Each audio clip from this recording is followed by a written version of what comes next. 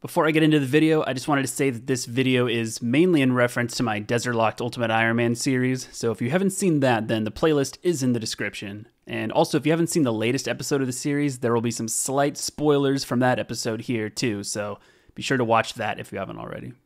What is up, everybody? How are you all doing? This episode is going to be, or not even episode, this video is going to be slightly different, because as you can tell, this is going to be more relaxed, a bit of a ramble type video. There's a couple things that I wanted to say about some of the stuff in the desert expansion, but I haven't really addressed in the videos, but I'm just going to kind of ramble. You know, I got a list of little points I want to make, and I'm just going to, unscripted, just kind of talk about them and just get a couple points out. If you have a question that I don't address in this video, feel free to leave it in the comments and I will answer it, because I do read all the comments on all my videos. So yeah, let's get into it. There's pretty much three major things I want to talk about. Well, one major thing and two other things. I guess the biggest expansions to the desert so far have been the PvP arena, Giants Foundry, and of course Tombs of Amascut that's coming out next month. So we'll start with the PvP arena because there's really not much to say about it. It's the replacement for the duel arena, and it's just a PvP minigame, and the rewards are essentially non-existent. They had like a poll going to where they could like choose rewards for it, and almost every single one of them failed, and the only rewards that we're left with are Blighted Wave Sacks, which are wave spells that can be used only in the wilderness. Blighted something else sacks that can only be used in the wilderness. I don't know. Pretty much two things that are going to be used in the wilderness, and then there's the Imbue Scrolls, which I'll put up a list on the screen of the things that you can imbue with the Imbue Scrolls. I can't get any of those items in the desert, so it's pretty much useless. I would have really loved it, and I would have actually done the PvP arena if you could imbue a magic shortbow with it, like you can in LMS, but you can't imbue a magic shortbow with these scrolls, so therefore I'm not going to do the PvP arena because there's nothing I can gain from it. Actually, I'm not even sure if there's even a collection log for it. I guess it'd be minigames, PvP arena, Emirs, or yeah, there's not even anything in the collection log for it. So yeah, really no point at all for me to do PvP arena, and that is that. I guess the next thing to talk about would be Giants Foundry. It's a new smithing minigame that got added to the desert. I guess you can't really call it new anymore, but it's a smithing minigame added to the desert. There is a possibility I will do it sometime in the future, but as of now, I'm probably not going to do it. The reason for that is that if you recall from me doing like the big Locust Rider grind to stack mithril bars, that was for me to train my smithing, and I finished that grind right before the PvP arena, or the Giants Foundry, excuse me. Right before Giants Foundry came out. So my smithing level is already as high as it needs to be on this account. I already have 73, which is for the adamant crossbow bolts, and I don't really need any smithing level higher than this, so as far as doing Giants Foundry for the smithing training, I don't need it. But the rewards from it are kind of interesting. So the only one that really matters, or I guess I should also say, sorry, I keep on getting sidetracked. This is part of the ramble, I guess, but there is exception that you need to make for the Giants Foundry quest called Sleeping Giants.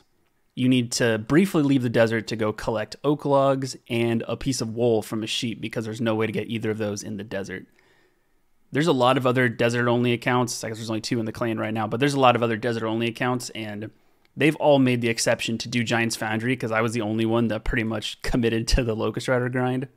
And they want the rewards or whatever else from it. So if every other desert account is saying it's a viable exception, then I'm going to say the same. Plus, it's really not that bad. It's just leave for a minute to go chop some logs and shear a sheep.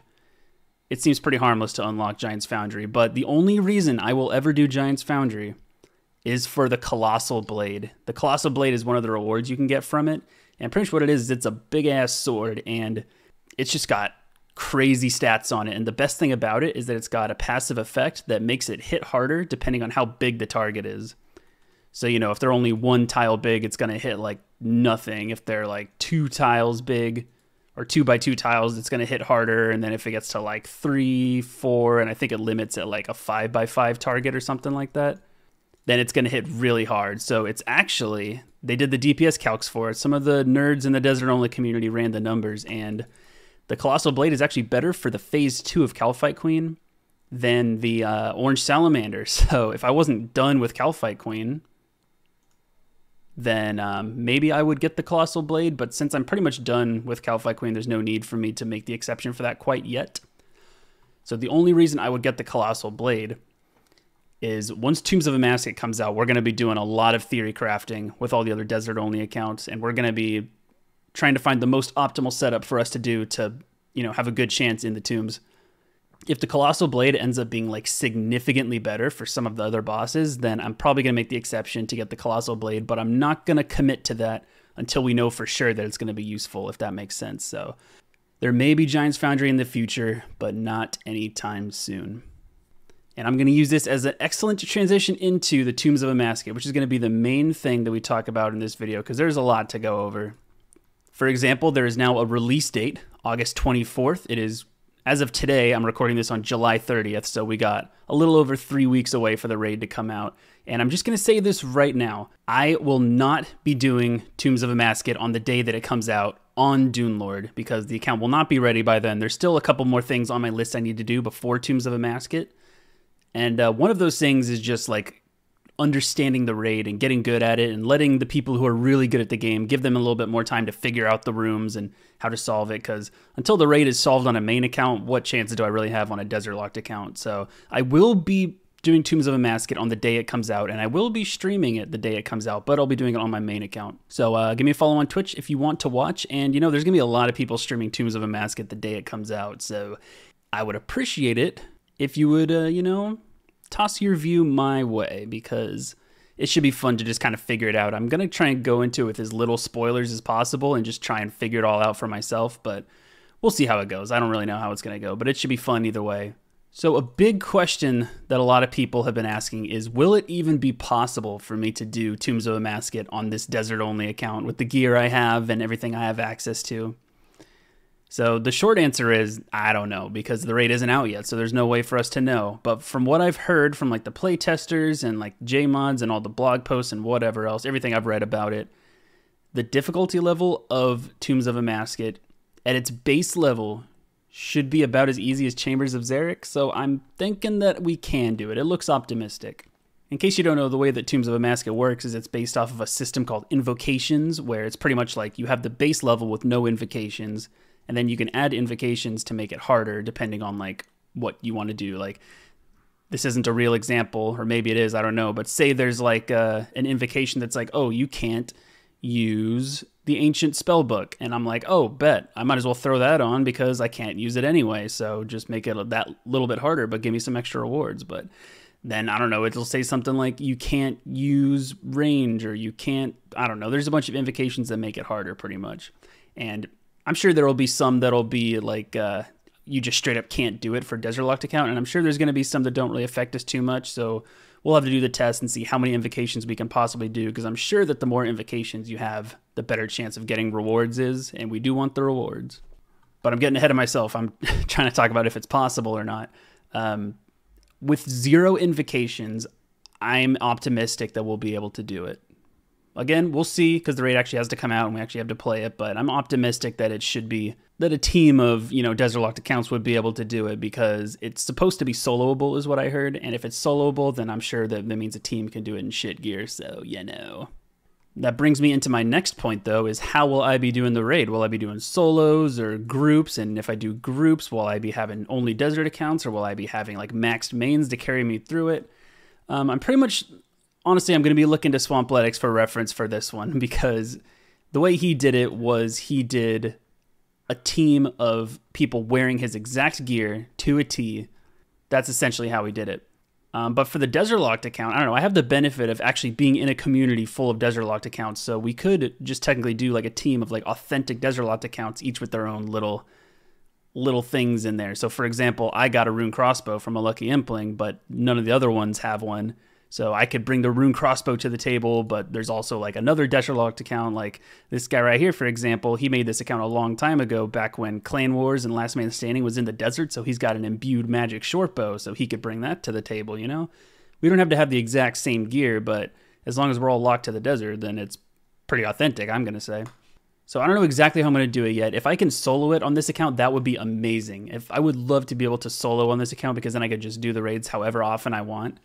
But pretty much how I'll be doing it is I'm going to go as long as I can, like as far as invocations go. I'll be doing like as many invocations as I can with the Desert Lock teams until it becomes impossible. And if I want to keep on going, then eventually I'll probably do with like maxed mains. Like once I proved I can do it on a Desert Locked account, then I'm just going to be like, whoever wants to join me can join me.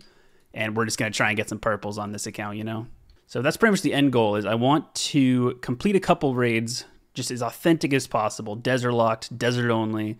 Make it clear that we can do Tombs of Amascut without leaving the desert. And then after that's established, then I'm going to actually just grind it out. No exceptions.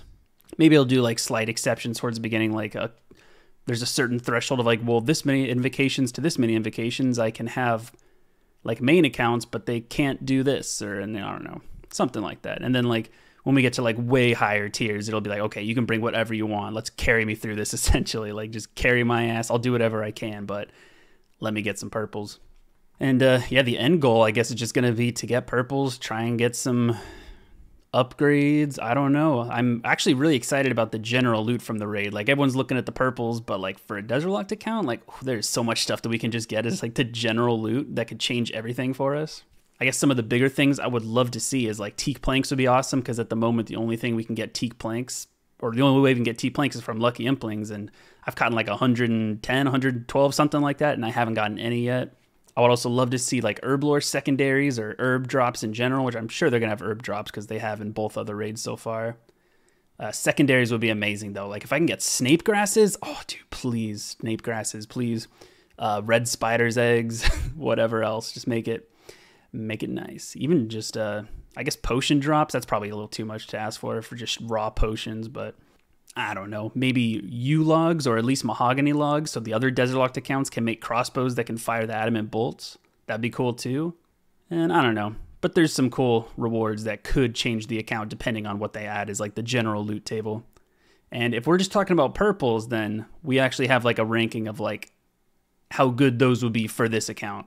So the big drop from Raids 3, it's pretty much the Twisted Bow or the Scythe of Tombs of Amascut, is called the Shadow of Tumakin, and that is the big staff they're making. It's a magic weapon, and it's what makes it good is that it triples your magic accuracy and damage of whatever item or like whatever gear you're wearing. So this isn't a good example because I'm not wearing magic gear, but let's like take some stuff off. So right now it says my magic attack bonus is 15, or I guess without the staff it's 5. So if I have this exact gear and I put the staff on, then it would triple my attack bonuses to 15. And if I had magic damage, it would also triple this. So with 0 access to anything that increases your magic damage in the desert, the staff is actually not super good for my account, because it pretty much goes off of like what makes the staff good is like assuming that you have really good gear to go with it. And on this account, we don't really have amazing gear. So I would still love to get it, and I would still use it, and it would still probably, I don't know, it would for sure probably be better than Staff of Air, Tome of Water, which I don't have yet, but I'm hoping to get back, and Water Wave. Like, surely it's better than that, even with shit gear. Plus, it would just be a flex. So I would definitely keep it if I had it. But the best weapon that we can actually get on this account from the Raid 3 is actually the Fang, the one item that everyone's probably going to be sleeping on the most. It's like a 5-tick, really powerful stab weapon, and that is probably our best in-slot melee weapon that we could possibly get in the desert. So that is the holy grail item for us to get, is probably going to be the Fang. So that's the one I want the most. But then there's also like Masori armor, which is really cool. They just passed. I'll put up a picture of this is what Masori armor is going to look like. Or at least it's the concept art for it. And I would love to get Masori armor, since I'm going to eventually have like the black dragonhide top and bottom. So if I can get like the Masori helmet, that would be super cool, because it would go with it, and I don't have a range helmet. And I got the rune crossbow. I'm the designated rune crossbower on the team, so I got to have all the range bonuses I can. Yeah, I'm also hoping to get Masori piece. I think the helmet would be the coolest one to get, since I already have the range top and bottom. Then there's also the Light Bearer, which is a ring that doubles the rate your special attack replenishes, which won't be super useful. The only spec weapon I have at the moment is probably going to be the Karis Partisan, if I get a socket to go in it, which is like another thing. That's a whole other thing to get into. You can get like sockets or gems, I guess, that go into the socket on your Partisan, and one of those, or I think both of them, gives you like a special attack. So besides that, the Light Bear will only be useful if I get one of those gems or the Fang. But I don't really have a special attack weapon besides that. So I would love to get the Light Bear, but only after I get one of those 2 drops. And that's probably it as far as the uniques go, the ranking I would probably want them is the Fang, and then the Masori helmet, and then I guess the Masori top and bottom, or the Shadow, the staff, would probably all be about the same how much I want them, because they'd be like either cool or useful or whatever. And then the ring only after I get the sockets. And then the sockets I don't think are going to be as rare. It's not going to be like a purple drop, but those are still something I would like to get early on, because I'm sure they're going to be helpful in the Tombs of Amascut. And then I just hope that the general loot is friendly for us. Man, anything else about Tombs of Amascut I want to mention? I'm hoping they have a death storage system similar to Theater of Blood, where you can just go in there and like die and it'll put all your stuff inside of a chest, because that would be the only way I could actually death pile a Ultimate Iron Man on this account, is if I have like the chest that carries all your stuff. So like, say I have an inventory full of like supplies and I want to go do some skilling, but my inventory is, I only have like 4 free spaces. I can go die in the Tombs of Amascut, have all my stuff put into a chest, and then it would be there unless I die, and then it would all get wiped, so I wouldn't do anything dangerous. But, you know, I would just kind of do only skilling stuff, and I would have a free full inventory to work with. So that would be nice for like silver mining or fishing like this I'm doing right now, if my inventory is full. So that would be cool. It's like some sort of death storage system. There's also every raid so far has had a way to get supplies within the raid. In Chambers of Xeric, you like farm the supplies yourself, or you like fish or hunt or whatever, but pretty much people just farm the supplies themselves. And in Theater of Blood, you have like the chest where you can get your brews and restores and sharks and prayer potions and stuff from. I'm hoping that we have something similar to that, because I don't know, I don't really want to farm my supplies in Tombs of Amascut. I would like there to be a chest where I can get stuff from. And that would be super nice for this account, because getting supplies on this account is already kind of scarce. So being able to just go in here with like minimal food for like a room or two, and then once I have the ability to resupply, then I can just kind of stock up on the good stuff like brews and restores, stuff I can't make easily on this account. Maybe a stam. Oh man, please give me stamina if I need it. So yeah, I'm hoping they have something just similar to that, where you just earn points and you can just straight up buy the rewards. I think that would be nice. Yeah, I think that's kind of like everything I know about Tombs of Amascut at the moment. So, like I said, I'm sure there's stuff I missed, stuff I want to talk about. If you have any questions for me at all about Tombs of Amascut, PvP Arena, Giants Foundry, the account in general, YouTube, I don't know, my favorite color, anything like that, just be sure to ask me in the comments. I'll try and respond to as many as I can. You can treat the comment section as just like a Q&A. Like this is like the first time I've ever officially just like answered a bunch of people's questions about the account. Maybe you can ask things like, why haven't you done Desert Treasure on this account? I've gotten that one a lot. I can answer that one. I don't know, stuff like that. Yeah, I hope you enjoyed the Ramble video. Be sure to leave it a like if you enjoyed it. And if you want me to do more Ramble videos where I just kind of talk about subjects like this in like a non-edited format, then let me know, because this is a good way to just kind of info dump without having to like make it too much of a thing, you know? So if you enjoyed the style of this video, let me know. Like the video, subscribe, go rewatch the series. Playlist is in the description. I thank you guys all very much for supporting the series as always, and I'm excited to get into the Tombs of Amascut on this account. And yeah, I'm excited for what's next. So thank you all for watching, and see you guys later.